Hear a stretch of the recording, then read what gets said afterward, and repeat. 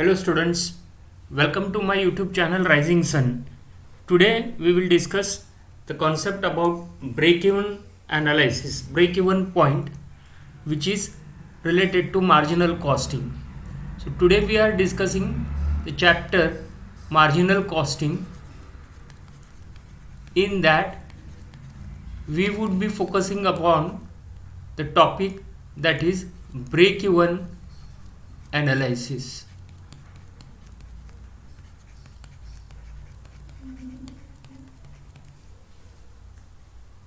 To understand break-even analysis, first we have to know about the concept of cost and its type. Every business organization has an intention to earn profit either by selling goods or by providing services.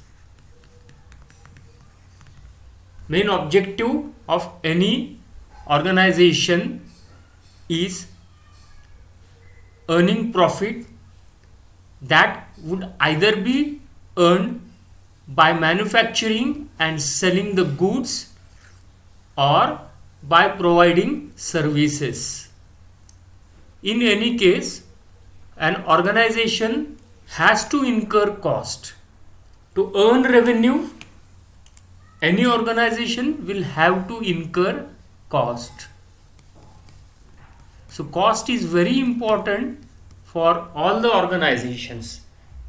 It is necessary to know in detail about the cost, because by controlling the cost, an organization can earn more profit. They can reduce the profit. They can reduce the cost. They can focus on achieving more profit. So in short, first we will discuss about the cost. After discussing the cost, we will then discuss the break-even point, which is also called as BEP. Today we will be discussing break-even point or BEP by graphical method. Break-even point can also be calculated by arithmetic method using formulas, but today in this video we will be discussing the break-even point by graphical method. So first we will understand the types of costs.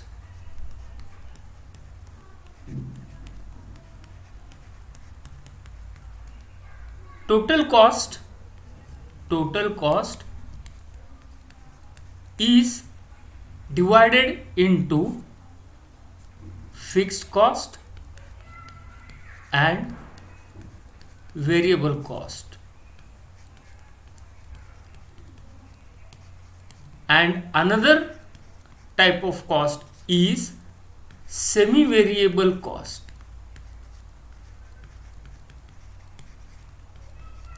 So basically, if we try to write total cost, it would be like total cost is equal to fixed cost plus variable cost.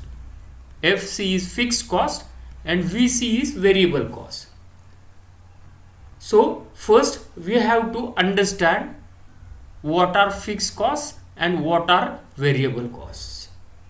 Fixed costs are those costs which remain constant irrespective of the output or the level of production. So fixed costs are constant in nature. Fixed costs are constant in nature. They will not vary. They will not vary with increase or decrease in the output. For example, let's take an example. Rent. Rent paid will be same irrespective of the output. You increase the output, you increase the production, the rent will be same. You decrease the production, the rent will be same. Salaries to office staff will also remain same irrespective of the level of output. Depreciation, another example is depreciation. An asset is depreciated due to its wear and tear or due to its use. So depreciation is also fixed in nature because it will be remaining same even if you increase the production or decrease the production. So fixed costs have nothing to do with output. They are fixed irrespective to the level of output. Hence, they are also called as period costs. Fixed costs are also called as period costs. Fixed cost, total fixed cost will remain constant, but fixed cost per unit will vary. Fixed cost per unit will vary. It will change. It will not remain constant. Total fixed cost will always remain same. For example, if you are paying, let's discuss this through an example. Okay, so what we will be seeing here now is about these two things. Total fixed cost remains constant and fixed cost per unit will vary.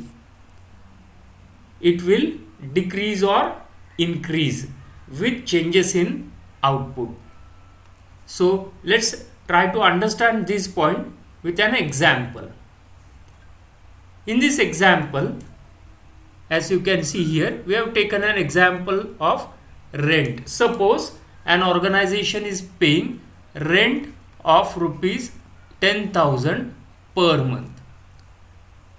10,000 is the rent per month, and here we can see in column there is output at 1000 units of production, at 1500 units of production, at 2000 units of production. So here in this column we are writing the number of units produced, and rent, that is the fixed cost, rent is 10,000 per month.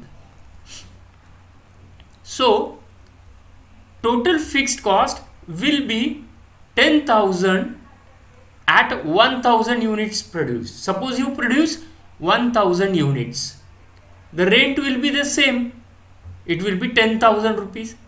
Suppose in next month you increase the output by 500 units, so now you are producing 1500 units. Even if increase in production, the rent will be same, that is 10,000 units, 10,000 rupees. Now suppose in the next month you are increasing the production by another 500 units. So now in the next month you are producing 2000 units. Even if you are increasing the production, the rent will be the same, that is 10,000 per month. So you are giving rent 10,000 per month. Even if you are increasing the production, the rent will not change. But what happens? That the fixed cost per unit. Now when you are talking about per unit, then what will happen? Here, when you were producing 1000 units, the total rent was 10,000. So total rent was 10,000. You produced 1000 units, so divide by 1000. will come to rupees 10 per unit.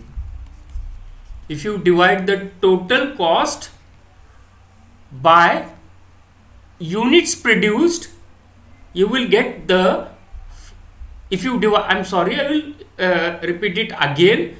If you divide the total fixed cost, if you divide the total fixed cost by the number of units produced, that is here 1000, you are getting the fixed cost per unit. You are getting the per unit. So by dividing 10,000 and 1000, you get 10 rupees per unit. So here 10 rupees per unit is the fixed cost at 1000 unit of output. Now if you produce 1500 units, let's see what happens. 10,000, that is rent, divided by output, here it is 1500, the rent or the fixed cost will be now 6.67 rupees per unit. So with increase in output, the fixed cost per unit is decreased. Suppose in next month, see what happens. You have increased the output by another 500 units. So now 2000. So total rent divided by output 2000, it comes out to rupees 5 per unit. As you can see here, it is decreased still further. So with increase in output, the fixed cost per unit decreases. It was 10, then it became 6.67 rupees per unit, and then it became 5 rupees per unit. So the fixed cost per unit decreases with increase in output, and vice versa. But the total fixed cost will remain same irrespective of change in output. Let's see the same thing graphically. Let's try to understand the same thing graphically. Suppose we will draw a graph. We will understand this by drawing a graph.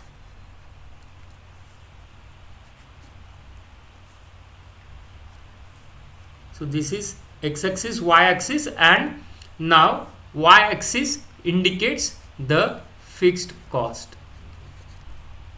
Y-axis indicates the fixed cost and x-axis indicates the output, that is production. So production or output is in units, number of units produced, and fixed cost is in rupees. So if you draw a curve for total fixed cost, it will be parallel to x-axis.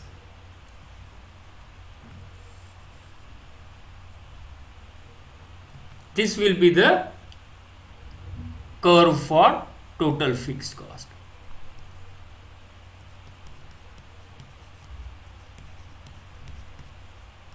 It is total fixed. It will remain parallel to x-axis, indicating that the fixed cost will be constant at different level of output. Suppose at this level of output, at further level increase in output, at any level of output, the fixed cost, total fixed cost will remain same. See, these are different level of output. This point, this and this on x-axis shows us the different levels of output, but the total fixed cost is same. Hence the total fixed cost curve will be parallel to x-axis. But now if we try to plot the fixed cost per unit, let's try to plot fixed cost per unit. It will be okay. Let's the total fixed cost curve, it will be here. Let's keep it here. But if you now draw the fixed cost curve per unit, it will be like this.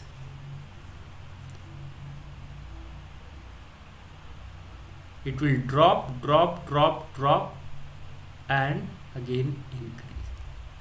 So fixed cost per unit will fall with increase in output. So this will be fixed cost per unit.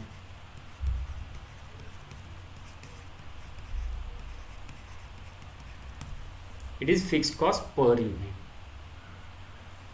In the same way, let's understand the variable cost. So one thing we have to remember always is that the total fixed cost remains constant irrespective of any level of output, but the fixed cost per unit varies with change in the output, that is production. Output means the production. So now let's discuss about variable cost. After this fixed cost, now we are discussing variable cost. As the name indicates, variable cost varies with change in output. So if you increase the output,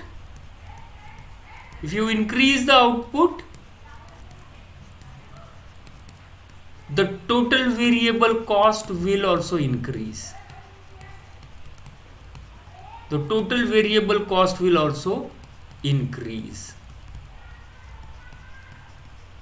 And if you decrease the output, the total variable cost will also decrease. Example for variable cost is raw material. Example for variable cost is raw material. Let's take example. Or direct labor, that is wages, production linked wages. You increase the output, naturally the raw material quantity required will also increase with the same proportion. Hence variable cost will vary. Total variable cost will change. Total variable cost will change with output.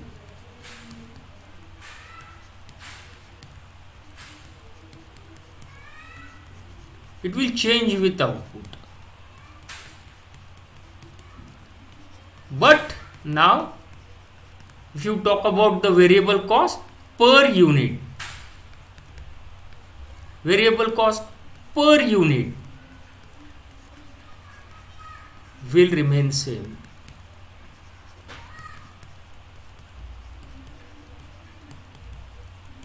It will not change. Let's understand this by another example here. So here at the same case, at 1000 units of output, 1500 units of output and 2000 units of output, the total variable cost is changing at 1000. Suppose we are taking an example that the raw material, the cost of the raw material, here we will take an example that cost of the raw material per unit is rupees 10. The cost of raw material per unit is rupees 10. So if you produce 1000 units, total variable cost will be 10,000, because 1000 into 10. At 1500 units of production, total variable cost will be 15,000, that is 1500 into 10.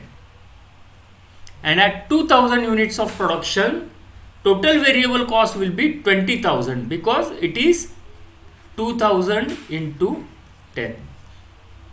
So the total variable cost will increase because you are multiplying the output with variable cost per unit.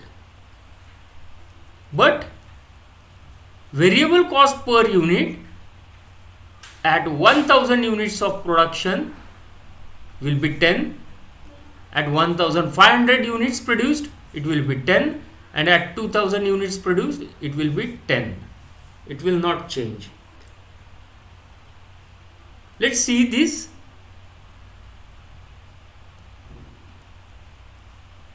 In short, again, fixed cost, total fixed cost will remain constant, but total variable cost will vary. Similarly, fixed cost per unit will change, but variable cost per unit will be remaining constant.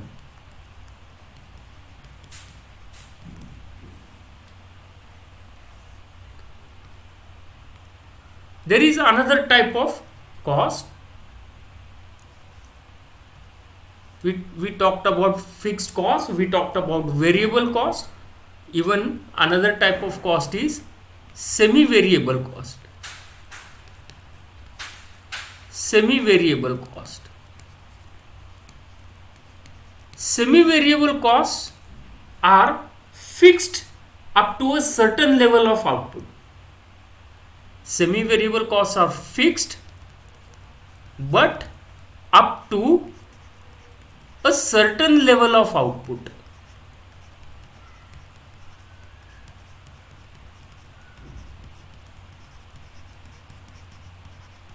But after a particular level of output, they start to vary. Hence, semi-variable costs have both fixed and variable cost.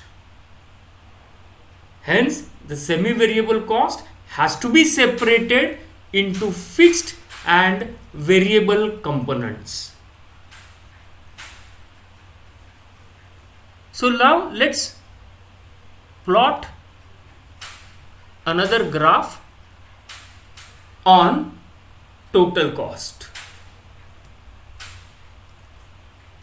So now if you will see, when we talk about cost, we talk about fixed cost and variable costs. So fixed cost plus variable cost both together form the total cost. If we now draw a graph on the same, it will be, let's draw a graph for total cost.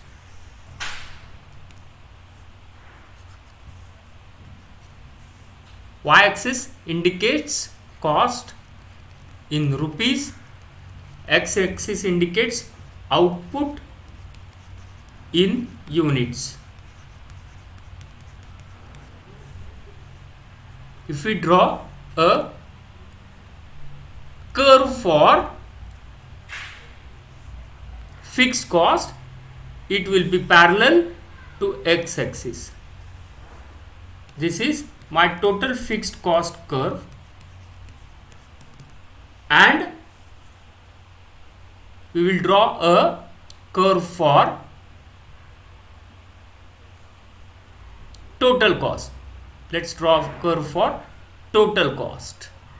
So we will select another color for that. Let's take some dark color. Okay, let's take this color. The total cost curve will be here. This is the total cost curve.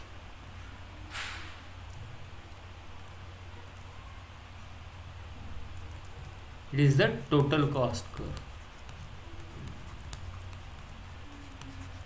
We can see that even at zero level of production, even at zero level of output, the organization is incurring a certain level of cost that is fixed, and then after this level, with increase in the output, there is an increase in the cost. So this is the total cost curve. Now then, let's come to break-even point. With understanding the basics about the cost, let's talk about break-even point. So break-even point, which is also called as BEP. BEP is nothing but break-even point.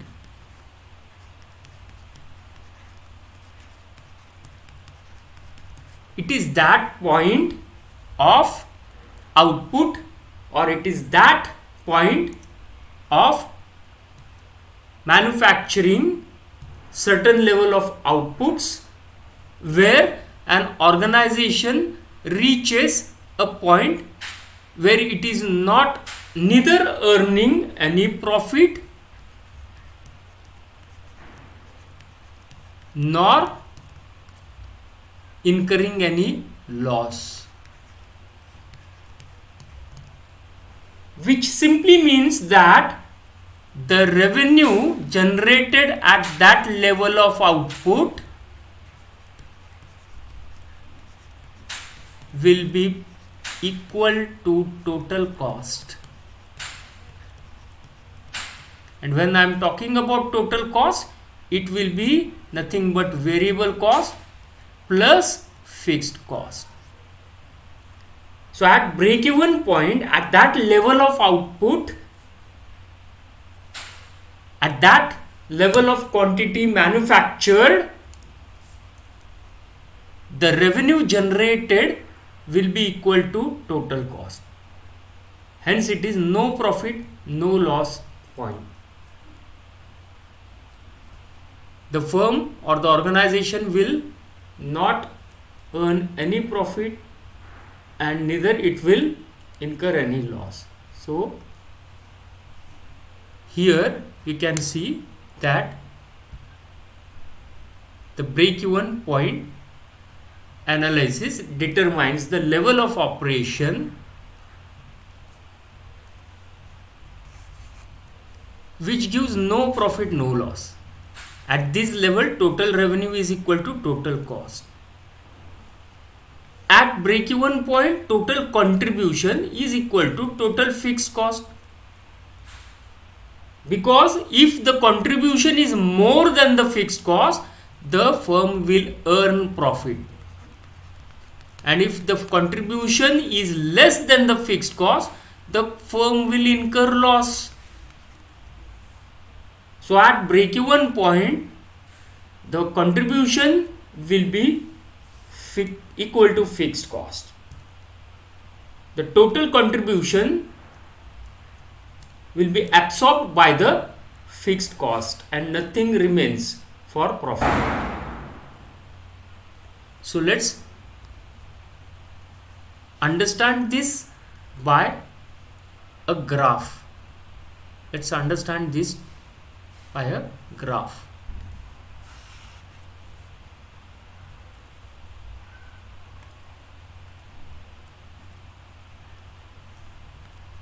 Let's draw a graph for this.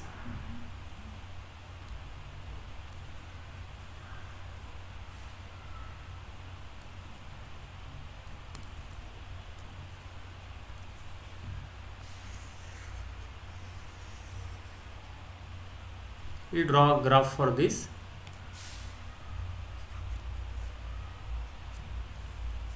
My y-axis indicates cost as well as revenue, that is sales.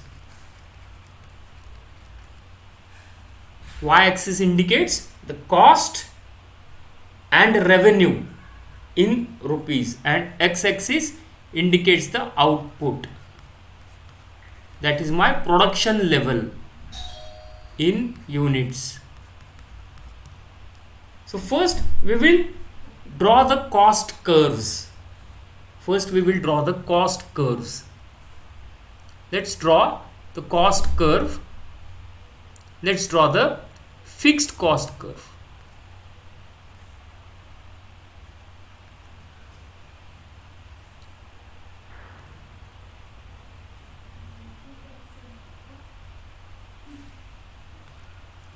So fixed cost curve will be parallel to x-axis. This is my fixed cost. It will be constant, it will not change. Hence it is parallel to x-axis. Now let's draw a total cost curve.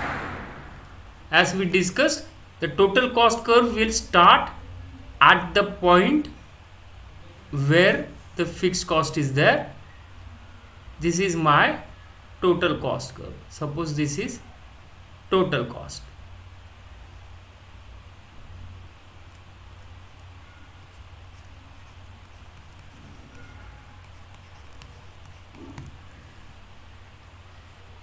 And then let's draw an curve for revenue, that is sales. Let's draw a sales curve, that is revenue curve. From the point of intersection I am drawing point of the origin I am drawing a revenue curve. So this is my sales or revenue curve. Here we can see that the sales and the total cost curve, the sales and the total cost curve are intersecting at a point. We can see here that the sales and the total cost curve both are intersecting at a particular point. That point of intersection where the total sales curve and total cost curve intersect is break-even point, because it is this point where my total sales will be equal to total cost. We can draw a perpendicular on both x and y axis from the point.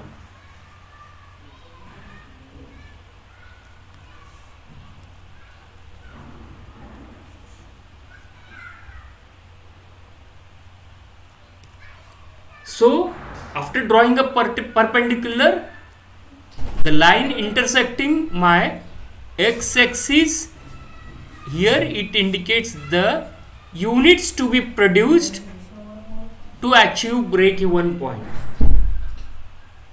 and the perpendicular line intersecting on the y-axis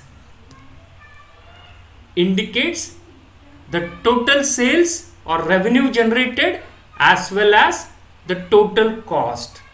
Hence since both are same, both are equal, this will be the intersecting point where the firm will not earn any profit and it will also not face any loss. Area after this point of intersection, the area after this point of intersection, that is this area, is the profit zone. The firm is starting to earn profit after this point. Before that point, here before that point, the firm is facing loss, because we can see that at this point of intersection, after that the sales curve is above the total cost curve. The sales curve is above the total cost curve, which means that after this point of intersection, the revenue generated is more than the total cost. Hence, there is a profit over here. But before the point of intersection, you can see that the total cost curve is above the total sales curve, thereby indicating that the total cost is more than the total sales. Hence the loss is shown by this area. This is profit over here and this is loss over here. If the firm wants to earn profit, it has to manufacture the units more than the break-even point. Any output below break-even point, the firm will face loss.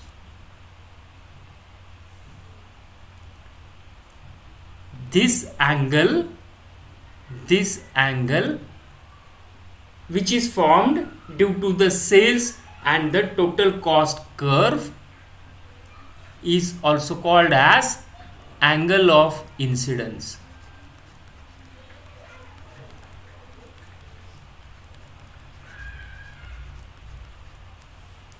The broader the angle, the more the profit the firm is earning.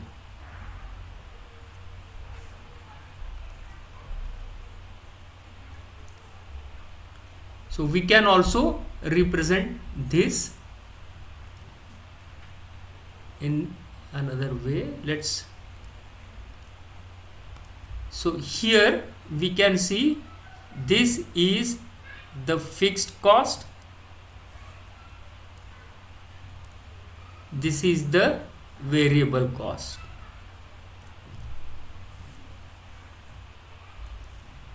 This is the variable cost, this is the fixed cost. So variable cost plus fixed cost will be total cost.